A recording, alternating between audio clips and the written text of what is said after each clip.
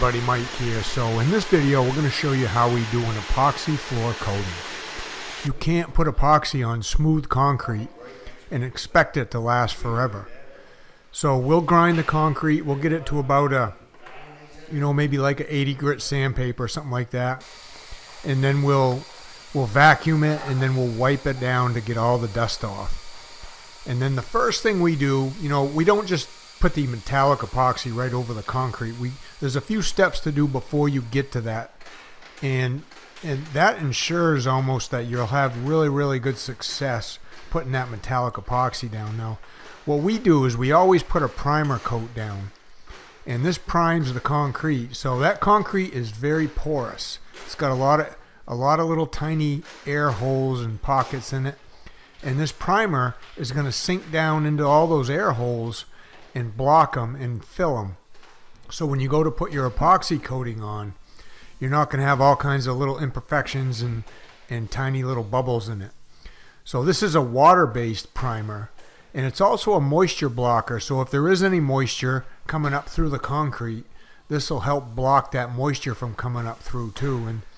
And one of the reasons you'd want to do that is any moisture vapor coming up through the concrete is going to put pressure on any type of coating that seals off the surface, so that moisture vapor could eventually blister or peel off your epoxy if it comes up through. So this stuff will help block that. So it blocks moisture and it acts as a primer for us. So once we get that primer coat on, we let that sit overnight. We come back the next day, and now we're going to put what we call a base coat on. We always put a colored base coat on before we do a metallic epoxy. And you can see how that primer coat dried. It dried nice and clear, kind of like an amber almost, but pretty much clear. So we're putting a base coat down. We're using a gray base coat here. We could have used a tan one. We could have used an orange one. I mean, we could have used all kinds of colors for a base coat, but the base coat is going to end up getting completely covered, so it's not going to show through. And what this does is, for us, this just ensures there's no little defects in that primer coat that would show through the metallic coating. So we always like putting a base coat down. We'll put this epoxy down at about 200 square feet a gallon, so we're gonna get good coverage. And if there are any little imperfections, a tiny little hairline crack that we missed, or maybe a little pinhole that we missed, we're going to see it in this coat and not the finish coat. So we'll get this all rolled on.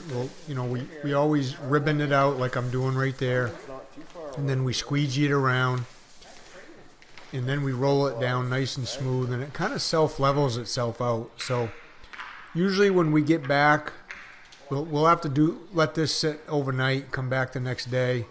Usually when we get back, there's always some dust in it or some type of little imperfections in it no matter what, so we'll have to sand it. But this is the basic steps to getting the base coat down. Is we'll measure out our square footages, put a little piece of tape on the wall, and then we'll squeegee out the gallons that we mix.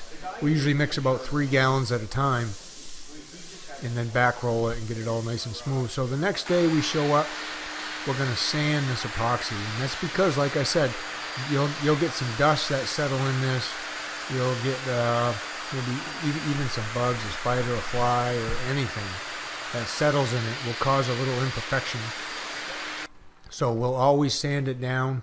Sometimes we'll use this buffer like we're using here, and sometimes we'll just use like a pole sander, almost like sanding drywall. And then once we get it sanded, we'll vacuum it all up, and then we'll wipe it down with denatured alcohol to get it nice and clean.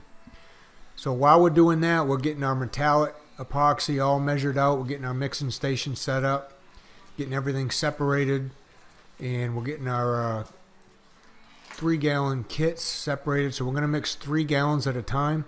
We got 2 different colors we're putting down here. We're putting like an orange gold, and then we're also putting like a brass color. So the brass color is going to be like 60 or 70% of the color. That's what Eric is putting down right now.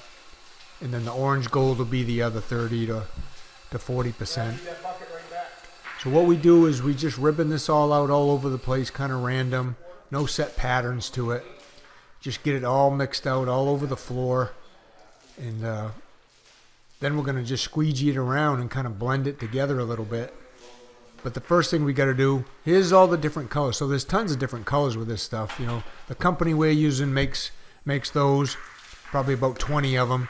You can mix them together. You can just use one color if you want. But all kinds of people make metallic pigments for epoxy, and ours comes in a powder form that we just mix into a clear epoxy. So we usually mix it in the night before. If you guys want to learn, this is going to be my next training video in the concrete underground. So if you guys want to learn how to do this step by step, you know, and maybe do this at your own place, or maybe do this as your own business, that's all going to be in my next training in the concrete underground. So make sure you sign up for that. I'll have a link for that in the description down below. And there's all kinds of other training videos in there on epoxy, garage floors. There's how to do concrete, how to do stamped concrete. That's my training academy for if you want to learn how to do the same things we do. So you can check that out. So Eric's putting down the orange gold color now. He's just kind of randomly mixing it in, and you can see Luke's squeegeeing it around, and I'm finishing it off by just kind of not really back rolling it, but just kind of blending everything and make sure it looks kind of even on the floor, and we don't have thin spots and thick spots of epoxy. And I'm just going to blend it and then just let it go. It's going to kind of self-level. We're putting this stuff down at about, 50 square feet a gallon, so it's going down really thick.